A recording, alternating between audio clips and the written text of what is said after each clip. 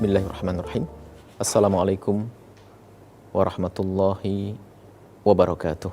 Waalaikumsalam warahmatullahi wabarakatuh. Alhamdulillah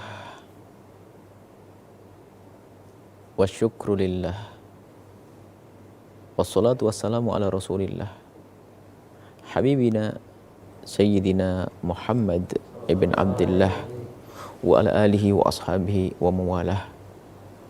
Allahumma ya Rabbana a'inna ala husni siyami wa ala husnil qiyami wa na'udzubika ya Rabbana minar riya wal kibri wal hasadi wal hikdi wa a'inna ya Rabbana ala dzikrik wa syukrik wa husni ibadatik. Amma ba'd.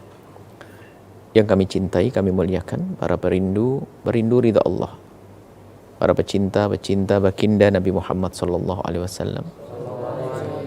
Ada hal yang tidak membatalkan puasa,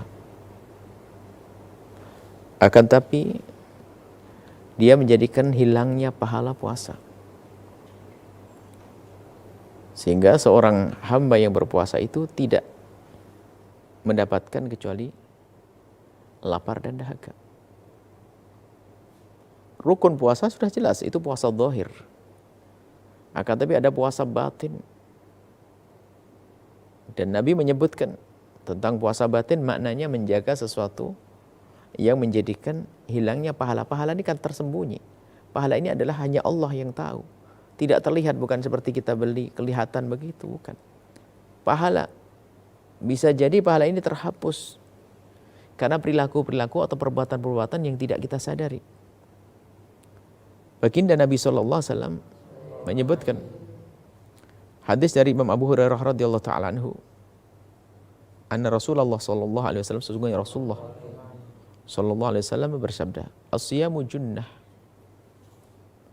Hendaknya yang namanya puasa itu bisa menjadi benteng, bisa menjadi tameng agar kita tidak masuk dalam kesalahan, kemaksiatan, dosa, dan neraka. Dan hendaknya seperti itu, dan kita sadar. Fala yarfuth wala yajhal.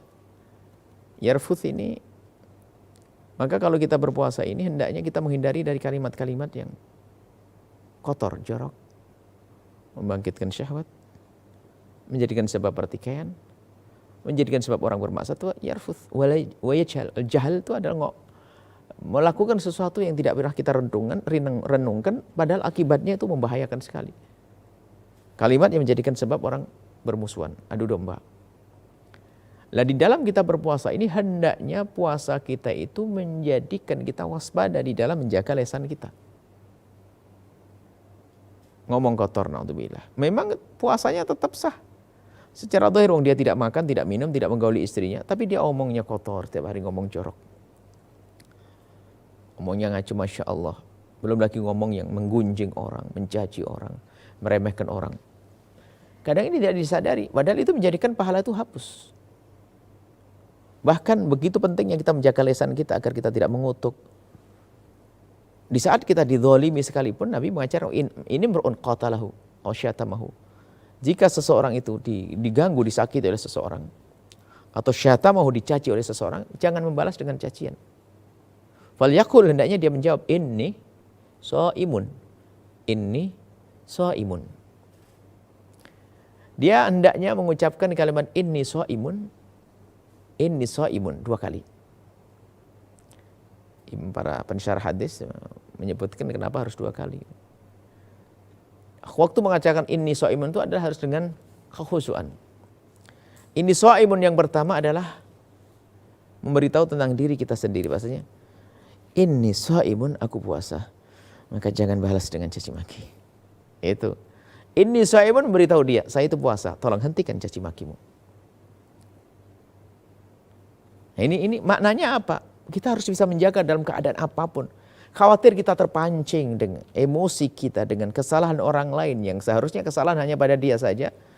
Cuman gara-gara kita kebawa emosi, akhirnya kita menuruti emosi kita, lalu kita terpengaruh dengan kesalahannya dia mengolok, kita mencaci, akhirnya caci maki dan seterusnya, hilanglah pahala kita.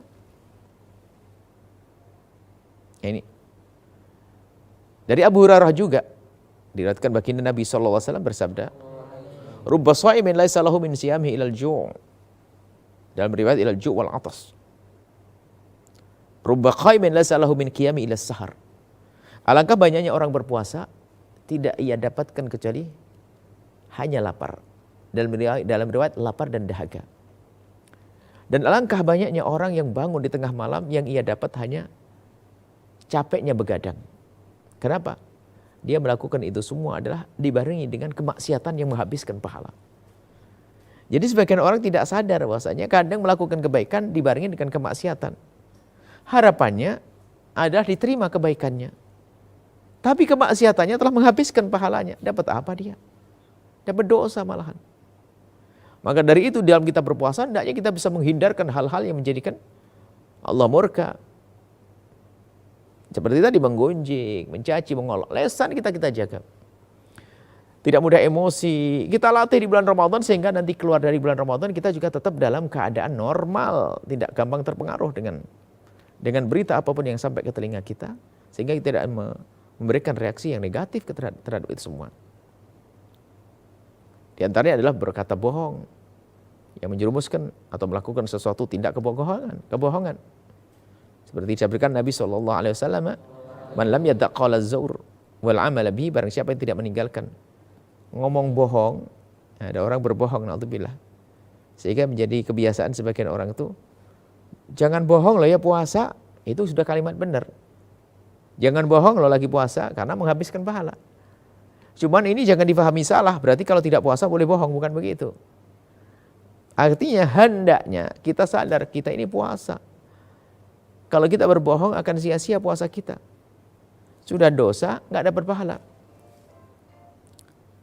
Falaysa lillahi hajah, maka nggak ada perlunya bagi Allah untuk menerimanya. Maksudnya Allah tidak akan terima.